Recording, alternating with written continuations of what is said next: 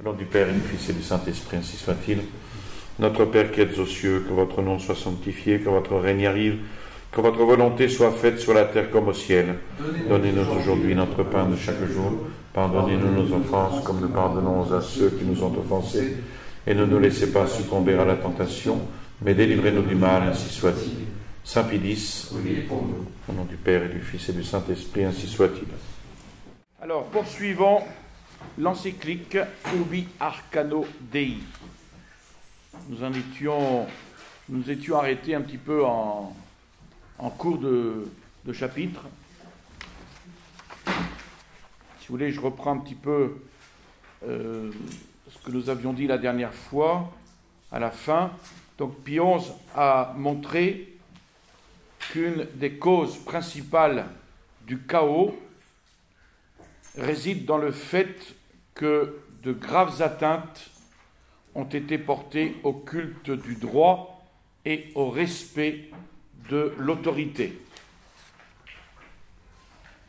Et il donnait l'exemple du Christ, de sa déférence pour l'autorité de Saint Joseph et de la Très Sainte Vierge, se soumettant pour l'exemple à Marie et Joseph. Et puis c'est aussi en son nom que les apôtres ont promulgué cette règle, que tout homme soit soumis aux autorités supérieures, car il n'est point de pouvoir qui ne vienne de Dieu. Pie XI fait par ailleurs remarquer ce fait que sa doctrine et ses préceptes touchant la dignité de la personne humaine, la pureté des mœurs, le devoir de l'obéissance, l'organisation divine de la société, le sacrement de mariage, la sainteté de la famille chrétienne, tout cela, et l'ensemble des vérités qu'il avait apportées du ciel sur la terre, tout cela, notre Seigneur ne l'a confié en dépôt qu'à son Église seule, avec la promesse formelle qu'il l'aiderait et qu'il serait avec elle à jamais. Et il lui a donné mission de l'enseigner en un magistère infaillible à toutes les nations jusqu'à la fin des siècles. Alors, cette observation fait entrevoir tout de suite quel puissant remède l'Église catholique peut et doit offrir pour la pacification du monde.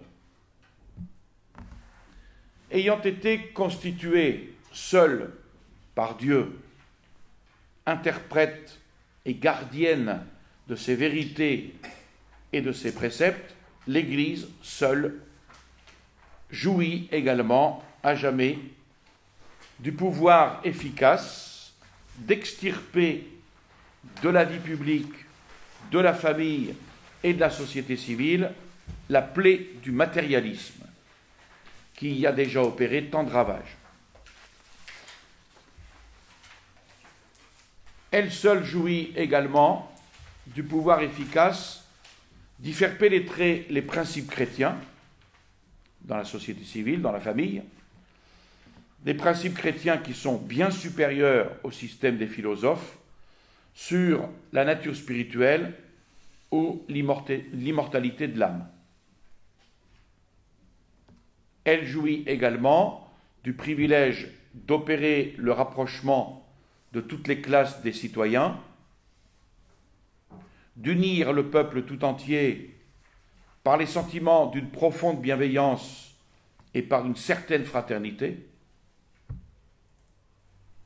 de défendre la dignité humaine et de l'élever jusqu'à Dieu, de corriger, d'améliorer les mœurs publiques et privées, de façon que tout soit pleinement soumis au Dieu qui voit les cœurs et conforme à ses enseignements et à ses préceptes, et que le sentiment sacré du devoir soit la loi de tous, particuliers et gouvernants, et même des institutions publiques, et qu'ainsi le Christ soit tout en tous.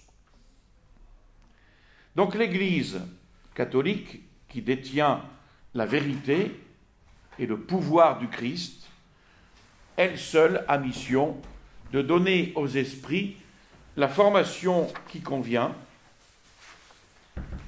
Elle est aussi seule en mesure non seulement de rétablir aujourd'hui la véritable paix du Christ, mais encore de consolider cette paix pour l'avenir, en conjurant les menaces imminentes de guerre nouvelle. Elle est aussi seule, en vertu d'un mandat et d'un ordre divin, elle seule aussi enseigne l'obligation pour les hommes de conformer à la loi éternelle de Dieu toute leur activité, publique aussi bien que privée, en tant que particulier comme en tant que membre de la collectivité. Donc le jour où les États et les gouvernements se feront un devoir sacré de se régler dans leur vie politique au-dedans et au-dehors sur les enseignements et sur les préceptes de Jésus-Christ, alors, mais alors seulement, ils jouiront à l'intérieur d'une paix possible et profitable. Ils entretiendront des rapports de mutuelle confiance, ils résoudront pacifiquement les conflits qui pourraient surgir. Et ça, ce n'est possible que, encore une fois, le jour où les États et les gouvernements se feront un devoir de régler dans leur vie politique, de se régler dans leur vie politique sur les enseignements et les préceptes de notre Seigneur. Sinon, eh bien, la paix, on peut toujours courir, mais elle n'arrivera pas. Puis on se constate cependant que les efforts qui ont été tentés jusqu'ici n'ont abouti à rien, ou presque.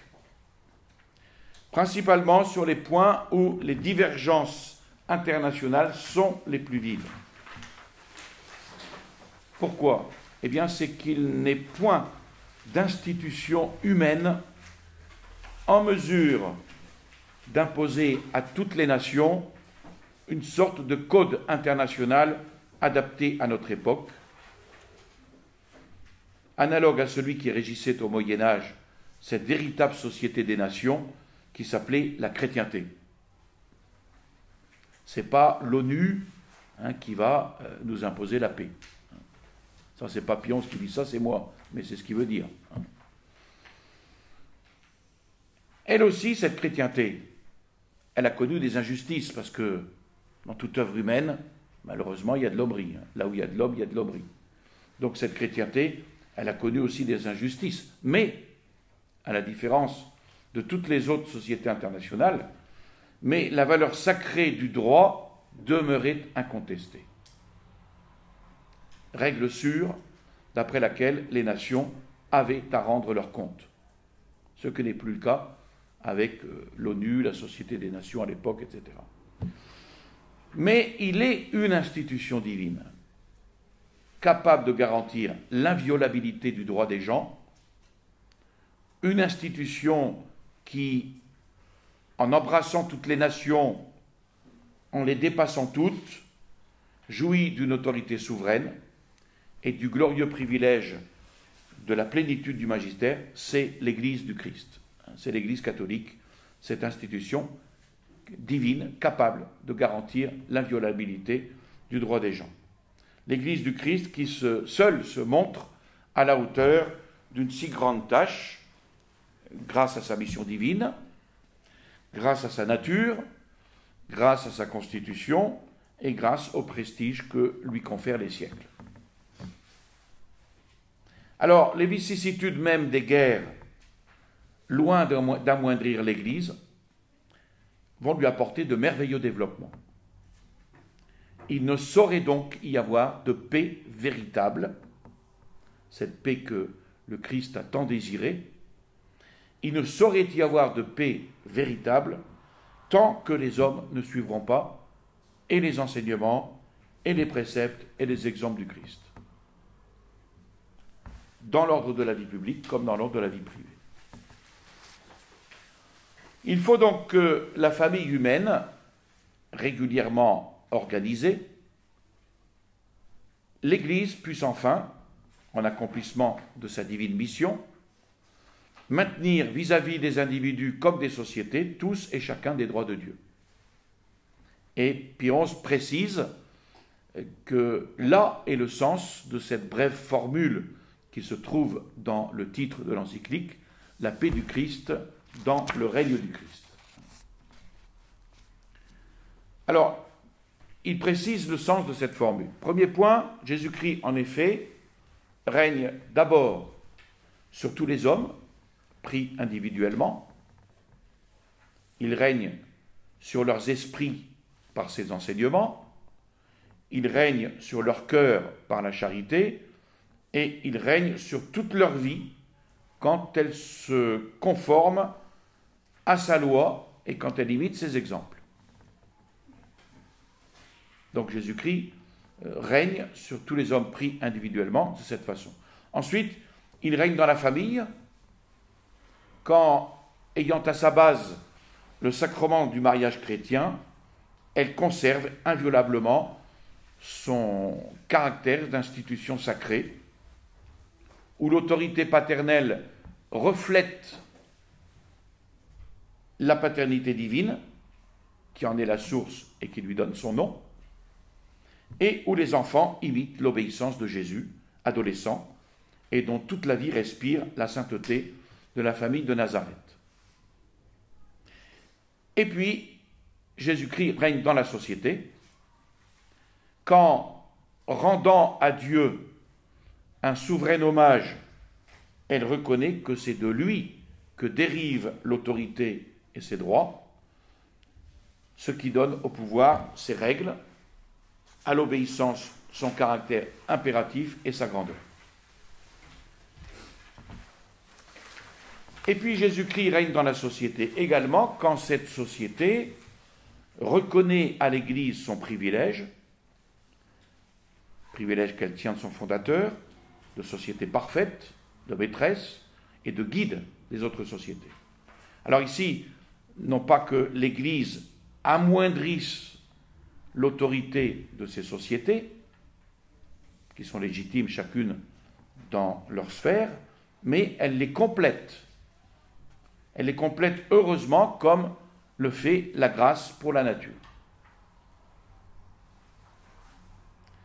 D'ailleurs, le concours de l'Église permet à ces sociétés d'apporter aux hommes une aide puissante pour atteindre leur fin dernière, qui est le bonheur éternel, et elle les met à même d'assurer d'une manière plus certaine le bonheur de leurs membres durant leur vie mortelle. Ça, c'est ce que favorise le concours de l'Église. Il apparaît ainsi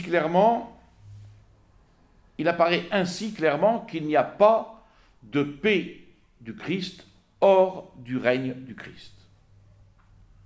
Et que le moyen de travailler au rétablissement de la paix civile, c'est de restaurer le règne du Christ.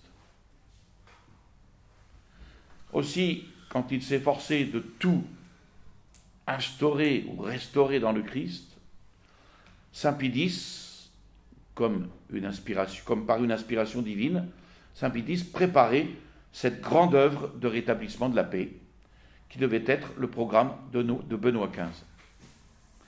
Pie XI veut alors réaliser tous les efforts possibles à la paix du Christ, mais par le règne du Christ. Et pour mettre ce programme à exécution, il va compter sur le concours de tous les hommes de bien, mais d'abord sur les évêques, qui sont constitués par l'Esprit Saint pour gouverner l'Église de Dieu. Et là, les évêques d'aujourd'hui devraient relire le rôle des évêques décrit ici par Pie XI.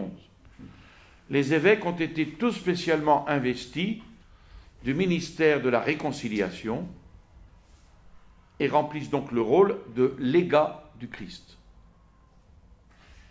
Ils participent au magistère de Dieu, dispensateurs qu'ils sont de ces mystères, Ils sont appelés pour cette raison le sel de la terre et la lumière du monde, les docteurs et les pères des peuples chrétiens, les modèles du troupeau. Et ils sont ainsi magnifiés dans le royaume des cieux, et ils sont comme les membres principaux, unis par des liens d'or, qui maintiennent la forte unité du corps du Christ, c'est-à-dire de l'Église, établie sur le fondement inébranlable de Pierre. Vous voyez, ils sont loin aujourd'hui de remplir cette mission.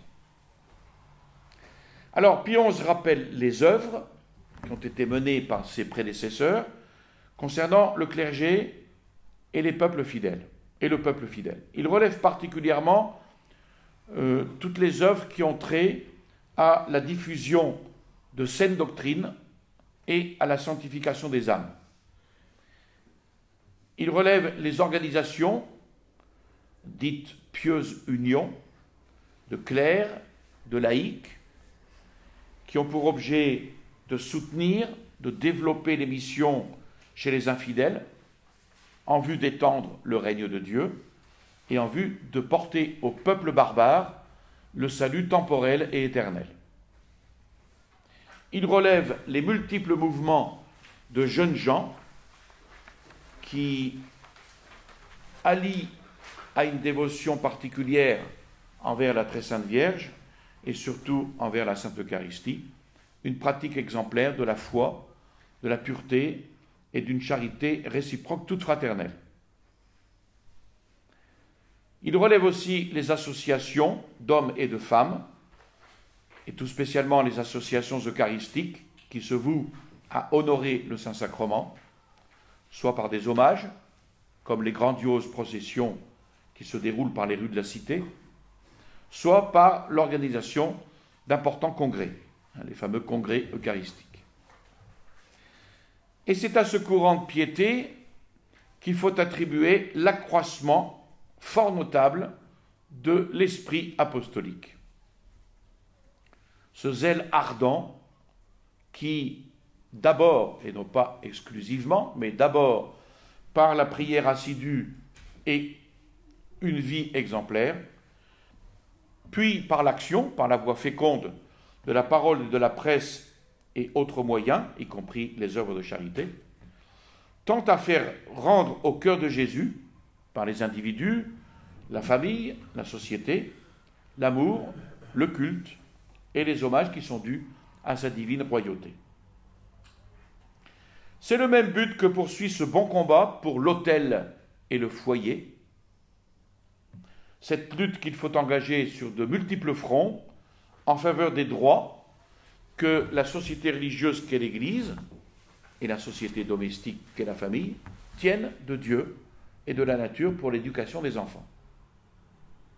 Donc à cet apostolat se rattache tout cet ensemble d'organisations, de programmes, d'œuvres qui, par l'appellation sous laquelle on les réunit, constituent l'action catholique. Pie XI encourage donc à maintenir avec énergie ses œuvres, ses institutions, et il encourage à les développer. Donc toutes ces œuvres se commandent les unes les autres, elles ont d'étroits rapports avec la restauration si désirée du règne du Christ, ça doit être le but de l'action catholique, avec le retour de la paix chrétienne, impossible hors de ce règne. La paix du Christ par le règne du Christ. Ensuite, s'adressant aux évêques, encore, Pie XI leur demande de dire à leurs prêtres qu'il apprécie leur zèle,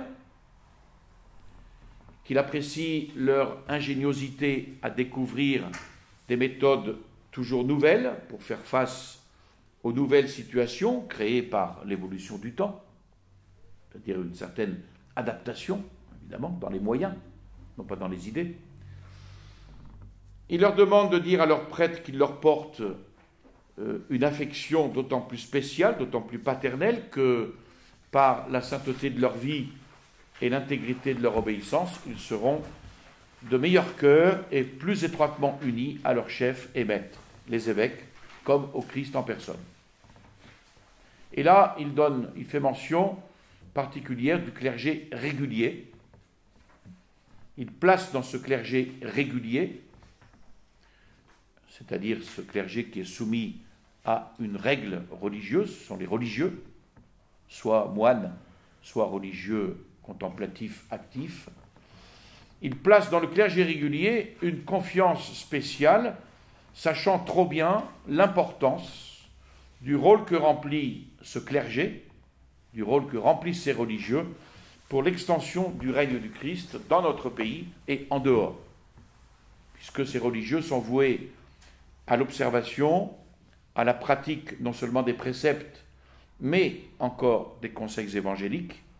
Donc les membres des familles religieuses, soit qu'ils s'exercent à la contemplation des choses divines dans l'ombre des cloîtres, soit qu'ils se produisent au grand jour dans l'apostolat, ils expriment au vif dans leur existence l'idéal des vertus chrétiennes et se consacrant tout entier au bien commun, ils renoncent sans réserve au bien, aux commodités de la terre, pour jouir plus abondamment des biens spirituels. Et donc, par leur exemple, ils vont exciter les fidèles, qui sont les témoins constants de tels exemples, ils vont les exciter à porter leurs aspirations vers les biens supérieurs. Et ils obtiennent ce résultat en s'adonnant aux œuvres admirables par lesquelles la bienfaisance chrétienne soulage, par exemple, toutes les souffrances du corps et de l'âme. Alors, dans ce dévouement, comme en témoignent les monuments de l'histoire ecclésiastique, ces prédicateurs de l'Évangile sont appelés à maintes reprises, sous l'impulsion de la charité, jusqu'au sacrifice de leur vie pour le salut des âmes.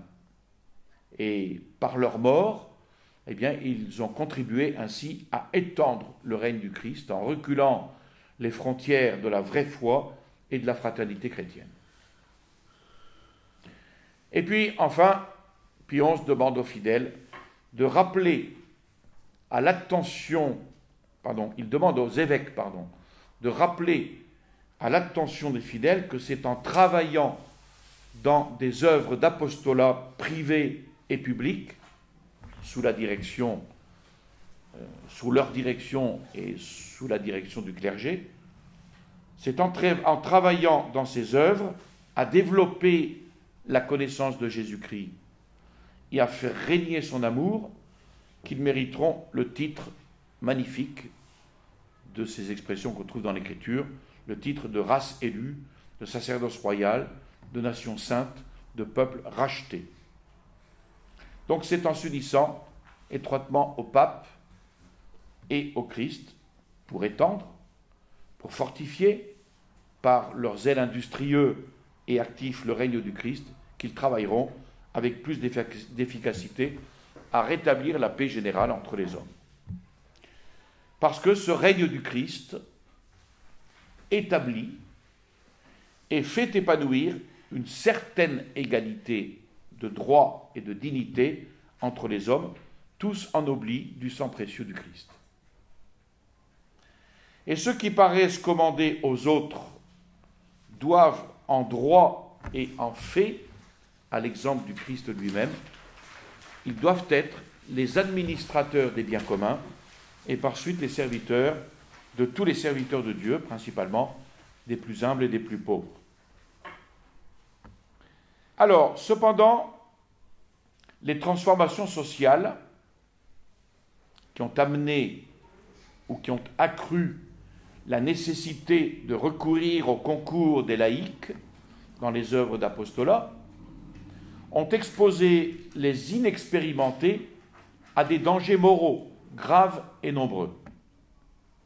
La guerre à peine finie, l'agitation des partis est venue bouleverser les cités.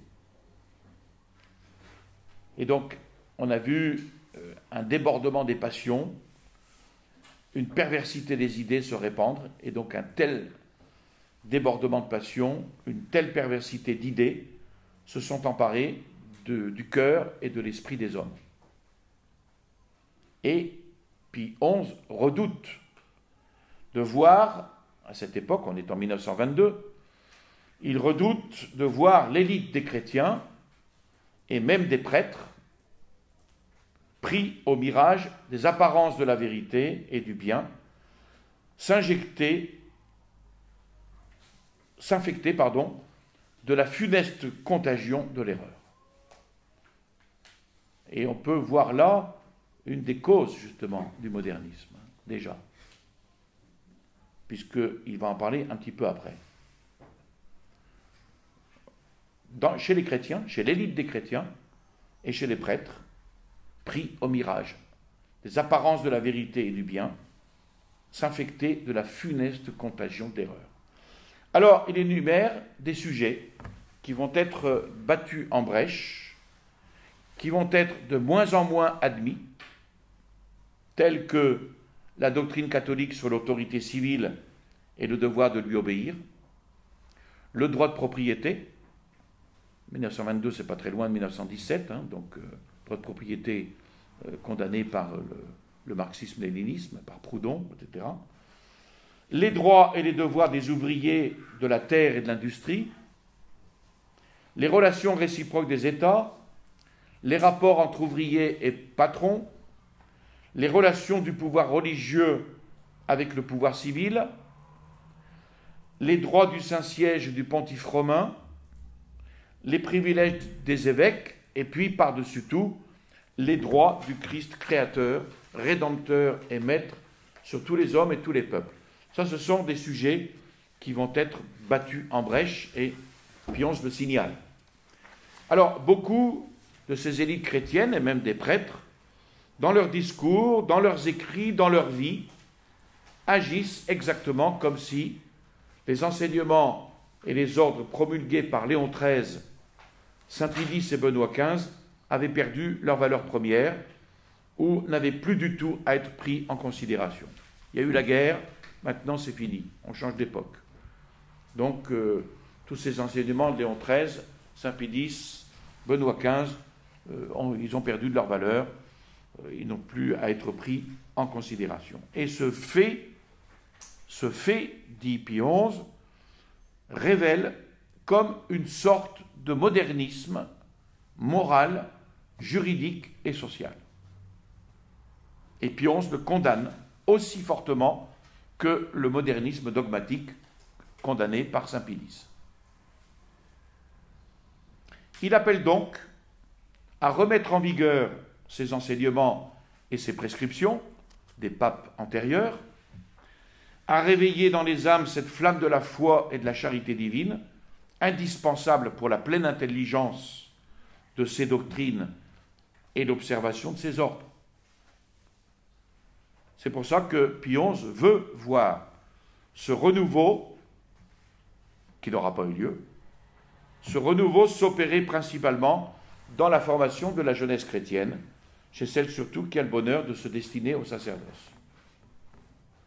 Il faut, dit-il, éviter que cette jeunesse ballottée dans ce bouleversement social, cette perturbation de toutes les idées, se laisse emporter, selon le mot de saint Paul, à tout vent de doctrine, à la merci de la malice des hommes et des astuces enveloppantes de l'erreur. Et là encore, Pie XI observe et déplore un nombre trop grand d'hommes qui, par ignorance totale du Christ, ou par infidélité à sa doctrine intégrale et authentique, ainsi qu'à l'unité qu'il a voulu, ne font point encore partie du bercail que le ciel leur a pourtant destiné.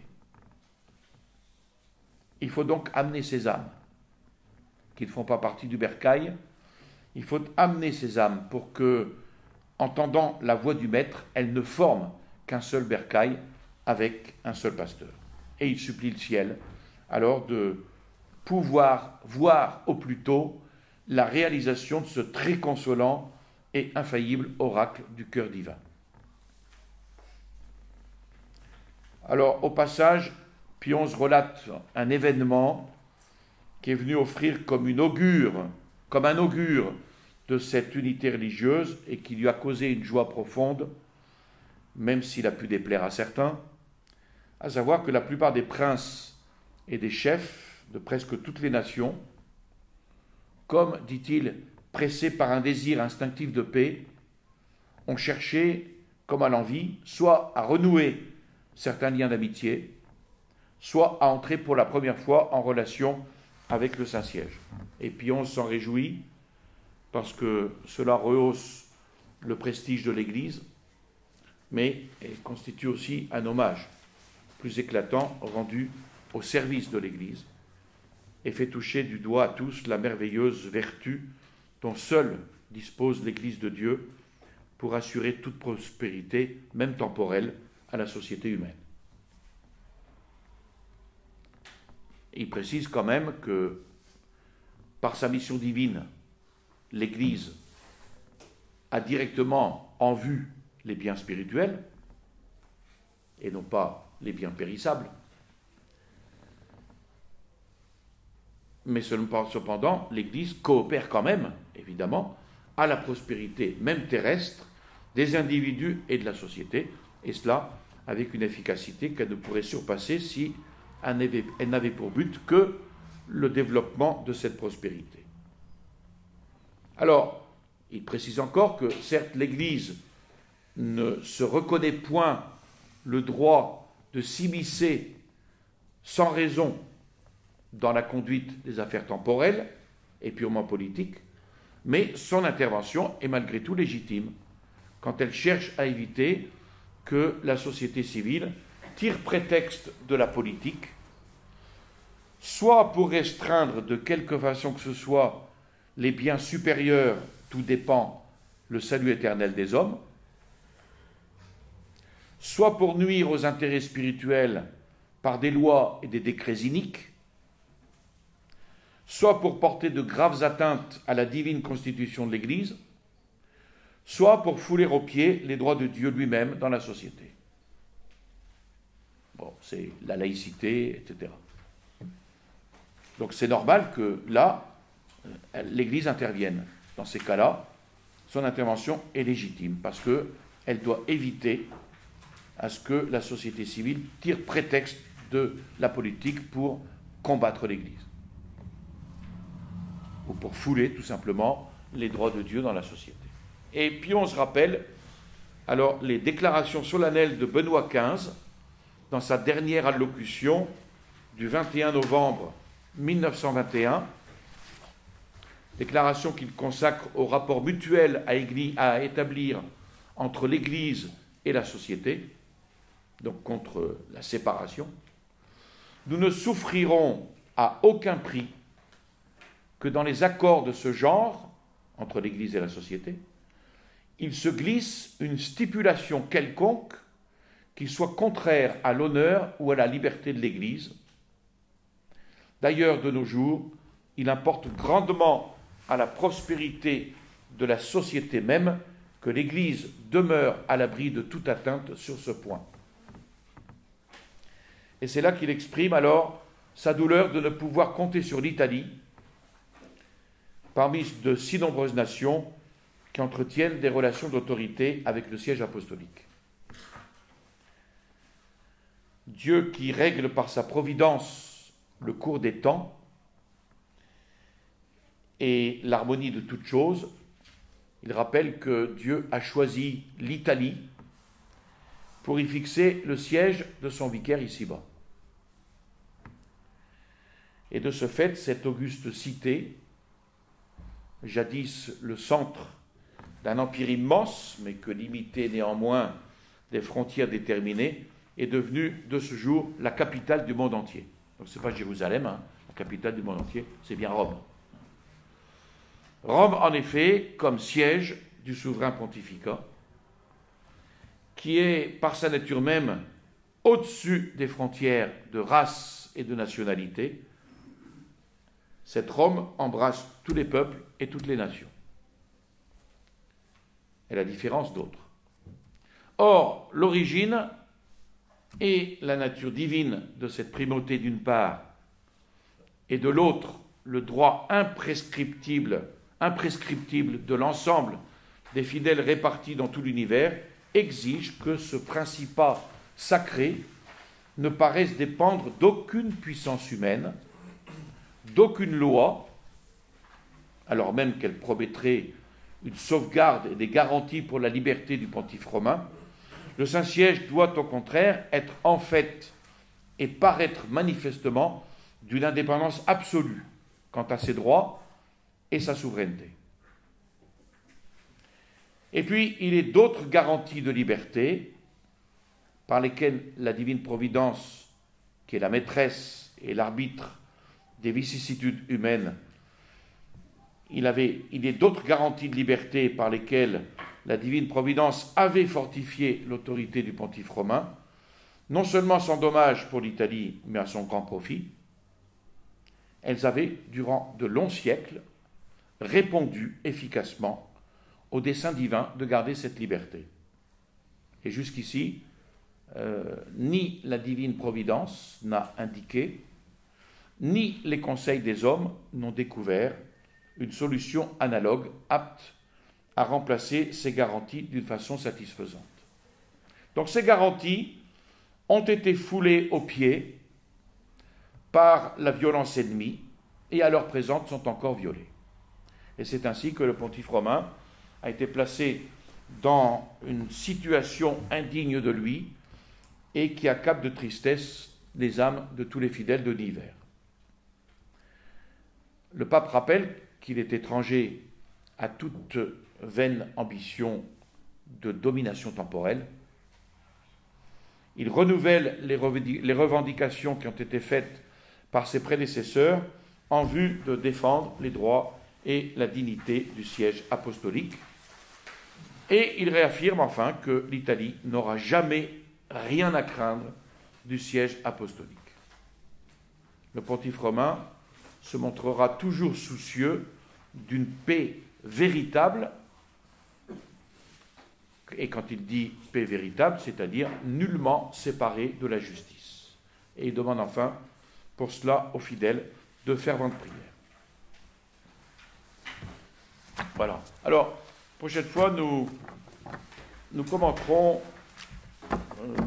ce petit passage de Pie XI sur le modernisme social par une conférence que j'ai trouvée d'un certain Alfred Ansel, séminaire français en 1923, à l'époque où Monseigneur Lefebvre venait de rentrer au séminaire français, puisqu'il est rentré en octobre 1923.